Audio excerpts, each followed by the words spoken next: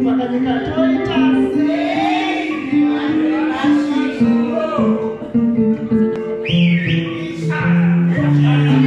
jina kusara kutaona ibrecha nani asunu kutaraka toka kumira piki chiposta chini mabombo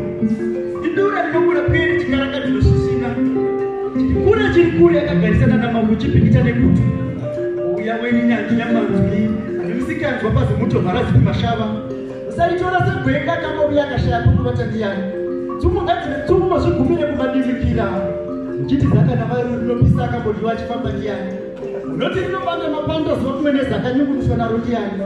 cheperemba chini yakabika mapweka mamuto dhari sainzi kwete zhaa